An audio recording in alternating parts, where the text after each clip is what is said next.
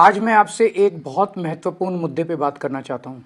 मैं जहाँ भी जा रहा हूँ लोग मुझसे एक ही बात कह रहे हैं, केजरीवाल जी वोट तो आपको देते हैं, पता नहीं जाता कहाँ है। केजरीवाल जी मशीनों को संभाल लेना, ये मशीनें बड़ी गड़बड़ हैं, इन लोगों ने मशीनों में बहुत गड़बड़ कर रखी है। मैं दिल्ली की जनता को कहना चाहता हूँ कि मेरे को सूत्रों से पता चला है कि मशीनों से ये 10% वोट की गड़बड़ कर सकते हैं। आप इतना जम के वोट देना, इतना जम के वोट देना, एक एक झाड़ू का वोट डालने के लिए निकलना चाहिए कि अगर हमारी 15% की लीड हो गई तो 5% से जीत जाएंगे, 10% के ऊपर की लीड दे देना हर जगह। इतना जम के वोट डालना, इतना जम के वोट डालना कि इनकी मशीनों के ऊपर हम जीत जाएं। यही एक तरीका है मशीनों से पार पाने का, कि आप खूब जम के वोट डालो।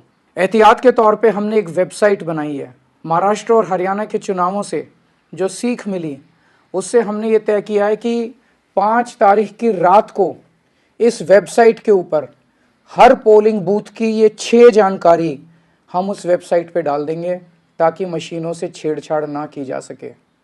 नंबर 1, उस पोलिंग बूथ का नाम या नंबर क्या है। नंबर 2, उस पोलिंग बूथ का प्रिसाइडिंग ऑफिसर कौन है, उसका नाम। नंबर 3, कंट्रोल यूनिट का आईडी क्या है, जो कंट्रोल यूनिट है उसका आईडी क्या है। नंबर 4, उस बूथ पे रात तक अंतिम तक टोटल कितने वोट पड़े। तो इससे ये पता चल जाएगा कि अगर 800 वोट पड़े तो गिनती 800 ही वोट की होगी, क्योंकि हम उसमें मशीन में डाल देंगे कि उस दिन कितने वोट पड़े। कई जगह आरोप लगता है ना कि वोट तो पड़े 600, गिनती हो गई 800 वोट की, तो वो नहीं हो पाएगा। हम 5 तारीख की रात को सारा डेटा वेबसाइट पे डाल देंगे।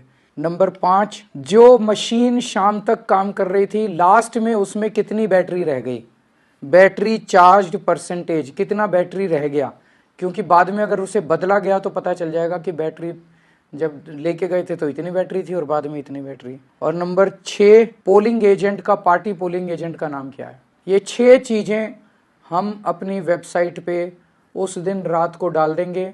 अगर इन्होंने काउंटिंग वाले दिन गड़बड़ की तो हम मैच कर सकते हैं कि डाला तो ये था हमने और इनकी निकला ये, इसका मतलब गड़बड़ है। तो हमें सबको मिलके इंश्योर करना है कि जो ये गड़बड़ें करते हैं वो दिल्ली के चुनाव में हम गड़बड़ सारे मिलके उसको रोक सकें। अंत में फिर से मैं ये कहना चाहता हूँ कि एक एक वोट पड़ना चाहिए। अगर हमें ईवीएम का खेल, इनका हराना है इनको ईवीएम के खेल में, तो एक एक वोट झाड़ू का पड़ना चाहिए।